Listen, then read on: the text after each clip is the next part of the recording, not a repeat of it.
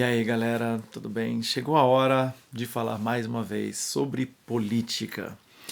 E a primeira coisa que eu quero dizer a respeito deste assunto é que uma coisa que sempre falam muito, quando eu vou falar de política, quando eu vou falar de eleição e quando eu vou publicar o meu voto, que é isso que eu vou fazer nesse vídeo, algo que eu faço, diga-se de passagem, desde 2010, né?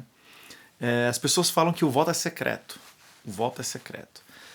Pois é, o voto de fato é secreto e isso é muito bom que seja assim, só que a gente precisa entender por que motivo o voto é secreto. Primeiro, o voto ser secreto é uma escolha individual da pessoa. E o voto é secreto para que você, por exemplo, que trabalha numa empresa e o seu chefe tenta convencer ou coagir você ou constranger você a votar no candidato dele, o voto é secreto para proteger você. Que, né, talvez ele te constranja a prometer que você vai votar no candidato dele, mas chega na hora da urna, você vota em quem você quiser, né? E também para proteger você, que talvez está numa igreja em que o pastor ou líder está muito envolvido com política e está querendo constranger você a votar, chega na hora da urna, você vota em quem você quiser. E é por isso que o voto é secreto. Eu, no entanto, como pessoa pública que sou, escolho, desde 2010, revelar o meu voto. Por que eu faço isso? Porque é uma coisa que eu posso fazer. Eu entendo que muitas vezes não há muita reflexão sobre as questões políticas, pelo menos na época não havia, hoje já há mais, né? Inclusive há uma polarização hoje em dia que não existia na época, mas de 2 em 2 anos mais ou menos, ou de 4 em 4 anos pelo menos, né, nas eleições federais, eu venho a público falar sobre em quem eu vou votar. Importante dizer, é óbvio que eu não recebo nada para fazer campanha para ninguém, eu não recebo nenhum favor, não tenho nenhum favor a receber, não quero entrar na política, não vou entrar na política, não vou receber cargo. É um assunto que eu acho importante e precisamos mudar o país, né?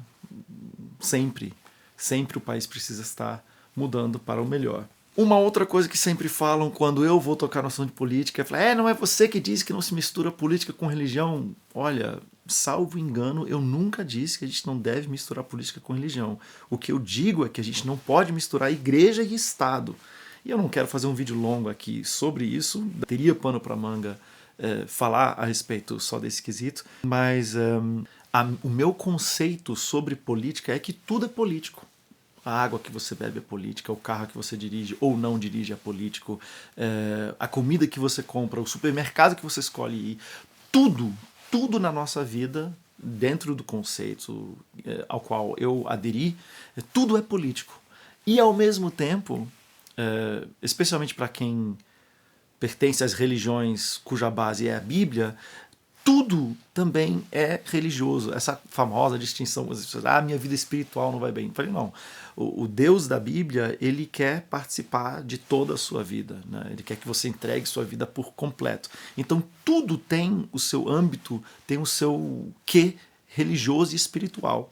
Para quem crê como eu creio, como você também que assiste esse vídeo talvez também creia dessa forma. O Deus da Bíblia, ele se arvora a ser tudo em tudo. Não existe uma área da sua vida, não, Deus, aqui você não tem nada a ver com isso. Não, Deus tem a ver. Do que eu tenho reclamado, então, quando eu falo da mistura, né, da política entrando na igreja? Na verdade, eu nem uso essa expressão. A expressão que eu uso é da instrumentalização da política por parte da religião. Né? É disso que eu venho reclamando, é disso que eu tenho reclamado. E o que me incomoda são duas coisas diferentes. Né? A primeira coisa é realmente a instrumentalização do Estado por parte de religiosos. Né? E aqui eu já várias vezes falo bastante contra a atuação da bancada evangélica, porque enquanto a bancada, que não existe, mas se existe um parlamentar que se tornou notório por causa da luta antirracista, espera-se que, uma vez eleito, que ele vai representar os interesses das pessoas que o elegeram.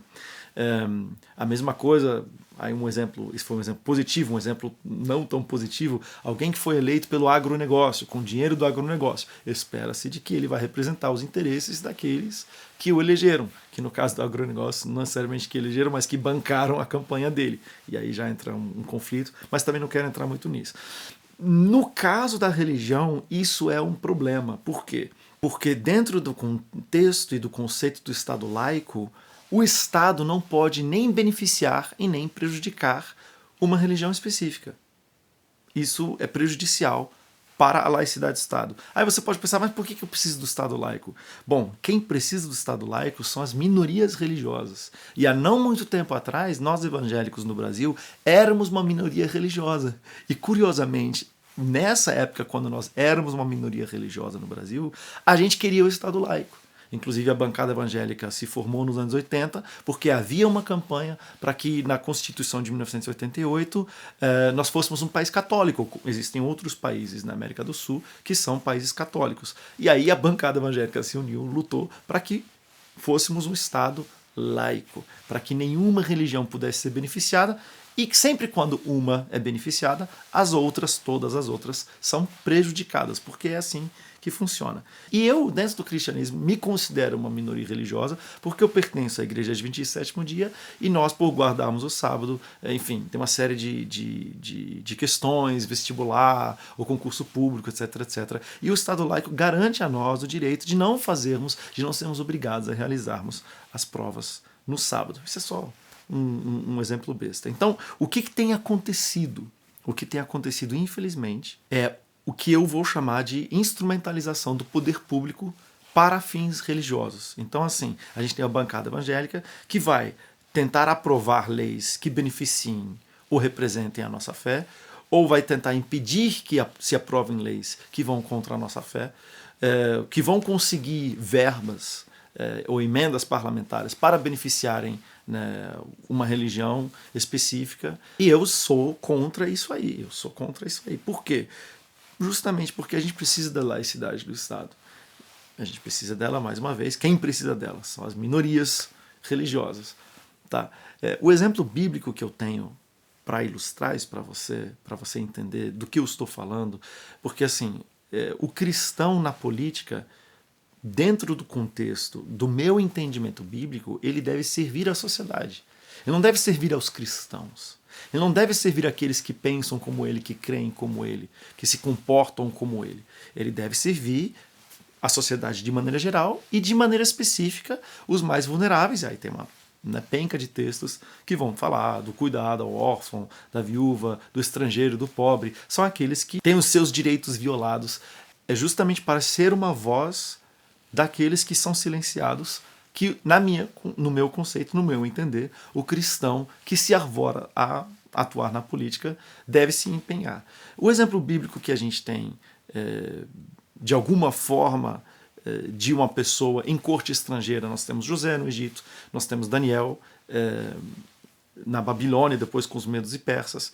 E é muito curioso a gente notar, especificamente em Daniel, que Daniel ele não buscou nenhum favor especial para ele, ou para a família dele, ou para as pessoas que tinham a mesma fé que ele. Mesmo ele tendo influência junto ao rei, mesmo ele tendo possibilidade de facilitar coisas, de gerar benefícios para os judeus, ele não fez isso. Ele também não tentou aprovar leis que representassem a fé judaica na corte babilônica ou junto aos medos e persas. Não há nenhum relato disso, muito pelo contrário. Quando os amigos dele foram jogados na fornalha ardente, ele não há um relato de que ele tenha se manifestado. Até a própria atitude de Sadraque, Medraque e Abednego, quando eles vão falar para o rei, fala, olha, se Deus quiser nos livrar da tua mão, ele vai nos livrar. Se ele não quiser nos livrar também, bom, de qualquer forma, ó rei, nós não obedeceremos a ti. Né? Então, isso é um problema quando se mistura política e religião. Um outro problema, um outro grande problema que eu vejo, e tem surgido vídeos e manifestações nos últimos dias, nas últimas semanas, de pessoas, de autoridades eclesiásticas, de pastores, de líderes religiosos, falarem em nome de Deus ou a partir de supostas revelações de Deus ou sobrenaturais espirituais, sei lá, fez o jejum e aí Deus mostrou que era para votar em fulano, ou pessoas que vão usar o texto bíblico para dizer, olha, cristão tem que votar assim, cristão tem que votar em candidato assado, e pode até não citar o nome do candidato em quem acham que devem votar, mas acabam conduzindo e só chamando atenção para textos XYZ que vão favorecer o candidato com o qual eles têm mais afinidade. Eu acho isso Olha, a palavra que me vem, a expressão que me vem é que isso é violência e abuso espiritual. Por quê? Porque, porque você querer usar a fé das pessoas para dizer para elas como elas devem votar dentro de um contexto de um Estado laico é também instrumentalizar a religião para fins políticos. E é muito curioso observar que assim tem muitos textos diferentes que você pode citar, né, para orientar as pessoas em como votar. Eu poderia chegar aqui e dizer para vocês, né, que o cuidado com o meio ambiente, né, usar o caso das leis, né, de Israel do ano do jubileu para dizer que a terra precisa descansar de 7 em 7 anos, que todas as dívidas precisam ser perdoadas de 7 em 7 anos. Isso está na Bíblia. Isso tem a ver com o ano do jubileu. Que a terra precisa voltar para os seus donos, que inclusive todos os cidadãos têm direito à terra. Eu poderia aqui vir falar de reforma agrária, e uma série de coisas, tudo à luz da palavra de Deus, mas eu não faço isso porque eu acho que é uma violência, né? Então cada um vai selecionar textos, vai fazer sua seleção de acordo com a sua ideologia política, de acordo com a sua visão de mundo, né? E uns vão arvorar que a sua visão de mundo é bíblica. Ora, não existe ninguém que não seja influenciado e de certa forma moldado pelas lentes da sua cultura, né? Então, e isso é assim para todas as pessoas, né? Você querer dizer que não é muito perigoso. Normalmente quem faz isso talvez esteja tentando manipular, talvez esteja tentando te coagir a pensar como ele ou a aceitar o ponto de vista dele. E infelizmente isso tem acontecido muito em relação a questões políticas, né?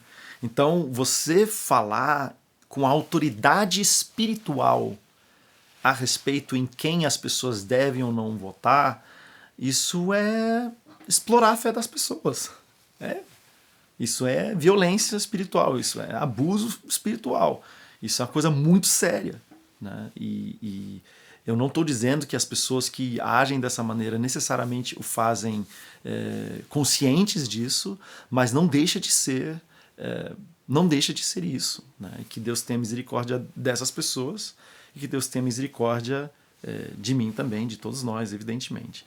Então eu venho aqui falar para vocês não como cantor evangélico, não como líder espiritual, eu venho falar para vocês como cidadão.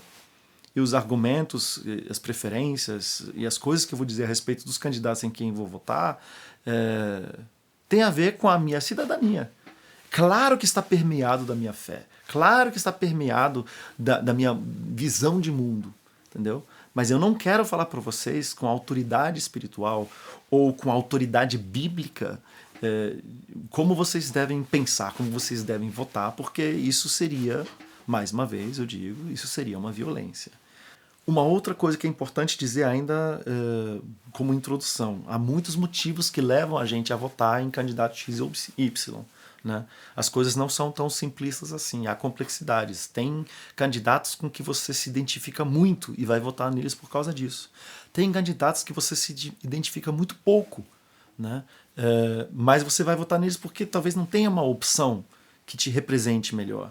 E tem candidatos que você concorda com algumas coisas e discorda de outras coisas. E aí você vai analisar em termos de prioridade, para o que é mais importante para mim. O mais importante para mim é isso. Então, apesar de eu discordar de fulano de tal, nisso, tá? Apesar de eu achar que, por exemplo, que o fulano de tal não dá importância suficiente para a questão ambiental, mas ele sei lá, ele dá muita importância para as questões antirracistas ou de desigualdade social.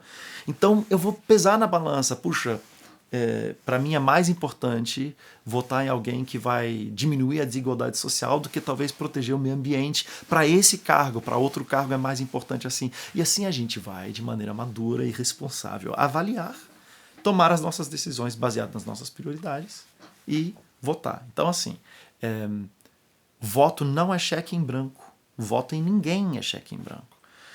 Não é porque você votou em fulano que você concorda com tudo que ele diz, com tudo que ele faz, com tudo que ele fez no passado, com tudo que ele fará no futuro, né? A gente quero crer que todos nós, cidadãos conscientes, votamos na melhor das intenções, nos candidatos que a gente torce para que nos representem da melhor forma possível. Podemos vir a ser decepcionados e, principalmente, e isso na verdade é o que eu quero implantar aqui, né, ainda nessa introdução, eu acho que a gente vota nas pessoas justamente para cobrar dessas pessoas que elas nos representem, entendeu?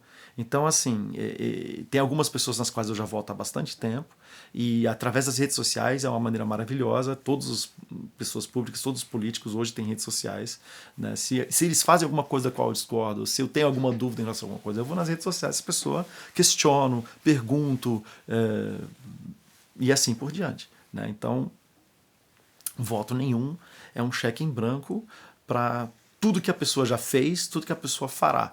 É um voto de confiança de que a pessoa, durante o mandato, vá, de alguma forma, representar aquilo que eu creio ser importante para a nação durante esse período, né?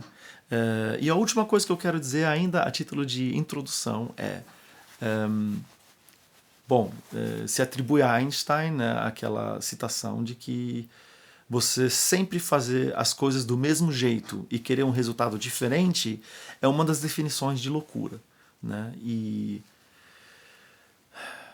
sempre falamos, né, nessa época do ano, para a eleição, a gente fala que o Brasil precisa mudar, o Brasil precisa mudar. Na minha modesta opinião, o legislativo é o lugar através do qual a mudança tão necessária para o Brasil deverá ocorrer, né? Eu sei que está todo mundo sempre focado no executivo, em voto para presidente, voto para governador, mas eu acredito que os votos para deputado estadual, deputado federal e senador são até mais importantes, né? E podem fazer uma diferença maior na vida das pessoas, efetivamente, do que o voto para presidente, né? Inclusive porque o presidente ele precisa governar com o Congresso, e o Congresso é formado pela Câmara dos Deputados e pelo Senado, né? E uma das coisas das quais a gente precisa se livrar é o Centrão, né? Então, não vote em Centrão.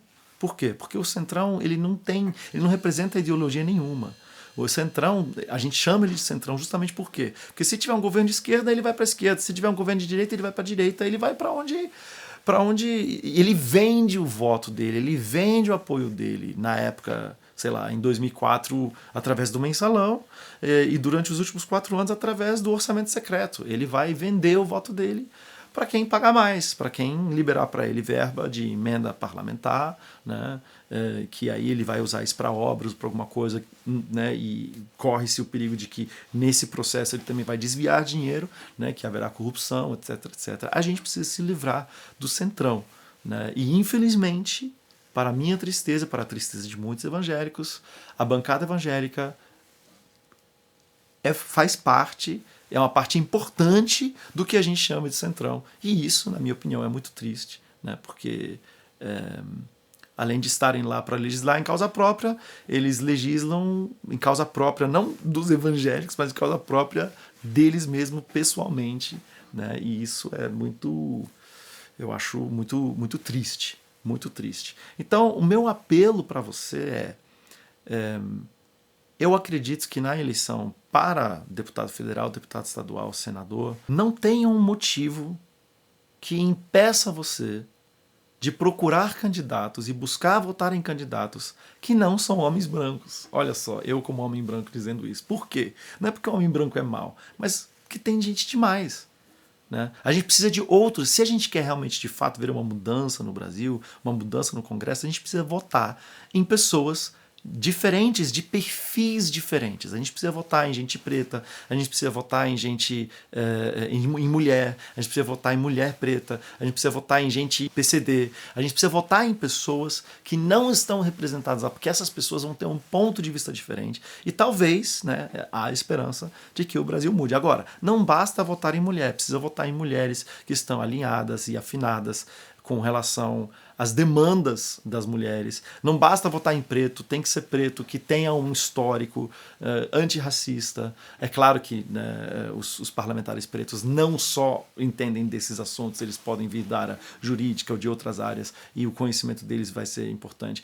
A única coisa que eu quero dizer é o seguinte: a esmagadora maioria do Congresso Nacional são homens brancos e muitos deles ainda herdeiros, filho de político, neto de político, estão ali a vida inteira trabalhando na política.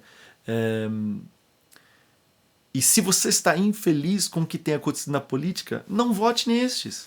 Não faz sentido votar nestes. Né? Se eles estão aí há 20, 30, 40 anos e a coisa não está melhorando, então não vote neles. Então, assim, é meu apelo, né, de coração, e você vai ver nas pessoas que eu vou indicar e nas pessoas em que eu vou votar, que eu estou seguindo o meu próprio conselho. Né? Eu só vou indicar uma candidatura de homem branco aqui, que eu não vou poder votar porque não é do meu estado. Todas as outras candidaturas que eu quero mencionar não se encaixam nesse perfil de homem branco, justamente porque e eu imagino você também, nós precisamos e nós queremos ver uma renovação do Congresso Nacional. E a gente precisa votar diferentemente do que a gente tem votado enquanto povo, enquanto nação. Bom, eu acho que de introdução é isso. Vamos então aos votos. Só quero frisar isso mais uma vez, só quero reiterar isso mais uma vez. Por favor, gente, vamos dar mais atenção para o nosso voto em deputado estadual, deputado federal e senador. Então vamos lá. Deputado federal que eu vou votar, eu tenho o privilégio de votar em São Paulo. Eu votei em Marina para presidente em 2010, 2014, 2018. Esse ano ela não está concorrendo a presidente, mas ela está concorrendo a deputada federal pelo estado em que eu voto. Então, bendito seja o Senhor.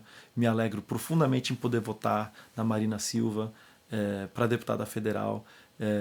Creio que ela será eleita. Tenho convicção absoluta de que ela vai fazer um excelente trabalho no que diz respeito tanto a pautas antirracistas, como desigualdade social, como também meio ambiente e assim por diante. Me sinto muito representado pela Marina. Não concordo, evidentemente, com tudo que ela já diz, fez, falou na vida, for dizer e ainda fará na vida, mas esse é o voto, para mim, o voto que eu estou mais confortável e tranquilo de fazer. Em segundo lugar, um voto também muito confortável para deputado estadual. Eu vou votar em Patrícia Bezerra. Eu votei em Patrícia Bezerra em 2012 para vereadora. Ela foi vereadora. Votei nela em 2016 para vereadora de novo. Ela foi reeleita. Fez 2 mandatos excelentes. Em 2018 eu votei nela para deputada estadual. Ela também foi eleita. Ela entrou. E o foco dela são questões relacionadas a mulheres, questões relacionadas à saúde, questões relacionadas à psicologia também, ela é psicóloga. Então, 45... não falei o número da Marina. Marina é 1818, Patrícia Bezerra é 45180. Para senador, estou chateado, não queria votar nele, mas é o que temos atualmente, é o Márcio França, é o 400. Para governador em São Paulo... Bom, eu morei na cidade de São Paulo quando o Haddad foi prefeito lá. Muita gente gosta dele, muita gente não gosta dele. Eu acho que foi curiosa a maneira com que ele meio que enfiou goela abaixo a questão das ciclovias na época. Eu achei estranho, eu estranhei na época, mas depois eu vi as pessoas usando. Foi uma coisa muito boa, né? Ele que fez todo o trabalho. Eu vou dar meu voto de confiança para o professor Haddad governar São Paulo e particularmente estou muito feliz, né? Para quem não mora em São Paulo talvez não esteja ciente disso, mas há 30 anos, o estado de São Paulo é governado pelo mesmo partido, pelo PSDB, e graças a Deus, né, aparentemente, ao que tudo indica, teremos troca de poder no estado de São Paulo, e isso é muito bom. Eu espero que seja o Fernando Haddad, né? Vou votar nele para governador. Para presidente, eu sei que está tendo muita discussão em relação a tentar resolver a eleição no primeiro turno. E, para ser bem sincero, eu não gosto de voto útil no primeiro turno. Eu sou uma pessoa que se opõe ao voto útil em primeiro turno. Eu entendo que a eleição de 2022 é diferente. O meu voto ideológico seria para Léo Péricles. Léo Péricles é de um partido chamado UP, União Popular. É um partido novo, foi fundado em 2019, é um partido que tem uma série de coisas interessantes, são candidatos da classe trabalhadora, 68% das candidaturas do partido inteiro são femininas, 50% das candidaturas do partido inteiro são de candidatos negros ou negras. O Léo Péricles, ele é um homem preto, da classe trabalhadora, e faz 92 anos que não tem um candidato à presidência nesse perfil. Então, assim, das últimas 3 eleições para presidente eu votei numa mulher negra, né, a Marina Silva. Está me doendo bastante ter que votar no primeiro turno já num homem branco. Bom, a eleição já é amanhã. Essa realmente é uma decisão que eu vou tomar na hora lá na urna. Meu voto ideológico seria para o Léo Péricles e é um partido muito interessante. Procure saber mais a respeito disso. Mas os 2 argumentos mais contundentes que eu vi até agora a respeito de tentar resolver essa eleição já no primeiro turno, uma é a escalada absurda que tem tido, né, de violência política. É quase todo dia que a gente vê alguma notícia de alguém que foi atacado, que está hospitalizado, que morreu, né, assassinado por causa de questões políticas, né? E se a gente puder resolver agora e não esperar mais 30 dias, a gente imagina, espera e tem a esperança de que essa violência política diminua um pouco. E o outro argumento que eu vi fortíssimo em favor de resolvermos no primeiro turno é justamente por causa... questionar a validade das urnas eletrônicas no primeiro turno põe em xeque a eleição de todos os deputados estaduais e federais, todos os senadores, tudo, né? Então é mais trabalhoso, é mais difícil conseguir apoio para questionar as urnas eletrônicas num primeiro turno do que seria num segundo turno, né? Já fica claro aqui registrado que eu acredito que o sistema eleitoral brasileiro está sendo bem vigiado, tanto pelo TSE, como também por órgãos internacionais que estão de olho, né, como é de costume, tá? Em outros países isso também ocorre, né? E eu creio sim que na lisura do processo democrático do voto e das urnas eletrônicas no Brasil. Eu quero indicar algumas candidaturas de outros estados também. No Rio de Janeiro, as pessoas terão a oportunidade de votar para deputado federal, no Pastor Henrique Vieira e na Heloísa Helena. Pastor Henrique Vieira é 50 e 33, Heloísa Helena é 18, 18. Uma coisa que eu falei no começo e agora pode soar absurdo, né, o que eu vou dizer agora, mas é importante elegermos cristãos que não façam parte da bancada evangélica para combaterem a bancada evangélica no Congresso e nas casas legislativas dos estados. Isso é importante. Eu sei que sou absurdo, né, mas a situação que a gente está vivendo é absurda, né, realmente o Estado democrático de direito e a laicidade do Estado vem sendo atacada, e nada melhor do que cristãos que lutem pela laicidade do Estado para contrapor os cristãos que querem legislar em causa própria e em benefício próprio. Por quê? Porque eles conhecem a linguagem, eles conhecem os mecanismos, eles entendem exatamente como lidar com essa questão, né? Como discutir esses assuntos e como lidar mesmo, né, com esses aí. Deputado estadual no Rio de Janeiro temos o Wesley Teixeiras, 40777, fortemente indicado por mim. Né? Minas Gerais temos para deputada federal a Júlia Rocha, 2100, e o Cacá Menezes, 18, né? O Cacá Menezes, 1858. Cacá Menezes é o único homem branco que eu vou indicar. Tive uma conversa excelente com ele e creio também que ele pode fazer um excelente trabalho. Ele é do mesmo partido da Marina e da Heloísa Helena. É isso. No Nordeste, no Rio Grande do Norte, eu quero indicar a candidatura da Nath Bonavides, né? O número dela é 1311. Conheci a Nath por causa de um podcast, adorei a participação dela, a visão política dela, achei muito interessante. E em Pernambuco tem a Ailce Moreira, 50777, para a deputada estadual. No Distrito Federal, tenho 2 candidatos que eu achei muito interessantes para deputada distrital. Um é o Fábio Félix, 50123, e um é o professor Gui Souza, 18000. São 2 candidaturas que me chamaram bastante a atenção. Uma coisa muito importante, especialmente daqui para frente, né, uma falha do nosso Congresso nos anos anteriores, mas sinto que está havendo um despertar para isso. A questão ambiental é fundamental, né, para o Brasil, e o Brasil é fundamental para a questão ambiental no mundo por causa da floresta amazônica. Então, sempre que você puder, onde você puder, vote também em candidaturas indígenas, né? Porque a causa ambiental no Brasil passa inevitavelmente pela questão de demarcação de terras indígenas, de proteção dessas terras indígenas por grileiros, por invasões e de garimpo ilegal. Então, quero indicar aqui uma série de candidaturas indígenas. Eu vou errar os nomes um pouco, eu não sei se eu vou saber pronunciar todos os nomes, desde já peço perdão. Né? Pelo estado de São Paulo tem a Sônia Guajajara, é 5088.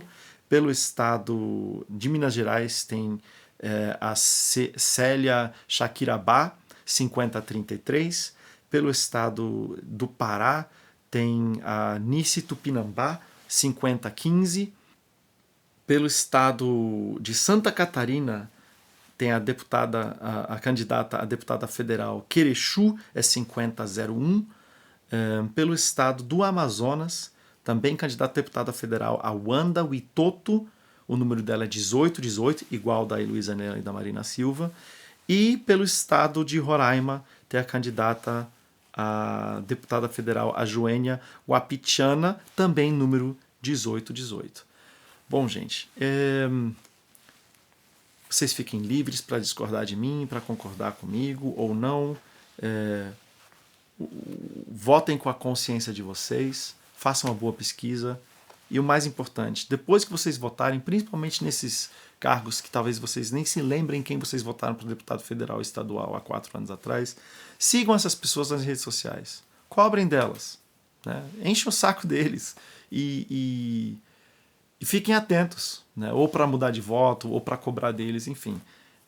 A última coisa que eu esqueci de falar, mencionar, o pessoal do Tese 11 preparou um documento muito interessante com 11 eixos, né, que devem guiar as candidaturas de deputados e deputadas ou quaisquer políticos que quisessem assinar. E é um termo de compromisso com 11 eixos que são muito importantes. Eles lá chamam de 11 eixos para a esquerda, eu acho que é muito mais amplo do que para a esquerda, acho que serve para qualquer pessoa em defesa da democracia. Né? Então, tem mais de 200 candidatos que assinaram o termo de compromisso com esses 11 eixos. Leiam os 11 eixos, deem uma olhada também. Se eu não citei ninguém do seu estado, alguma coisa assim, dá uma olhada lá, que tem muita informação interessante. E também tem uma campanha por parte da Coluna de Terça, né, que é uma revista a qual eu sou assinante. Assinante não, né? Colunista, na verdade. E eles chamam de aquilombamento do Congresso. Né? Então, eles lá indicam também candidaturas. O foco lá são mais candidaturas de candidatos negros e negras. Vale a pena também dar uma olhada lá. Tem muita coisa interessante por lá. E tomara, né, que alguma coisa melhore. Né? A gente não pode perder a fé, a gente não pode perder a esperança de que as coisas podem sim melhorar, por mais difícil que elas estejam. Um último recado é a laicidade do Estado que vai garantir a liberdade religiosa. Tá? Quanto mais laico o Estado for, menos perigo a gente corre de que igrejas vão fechar.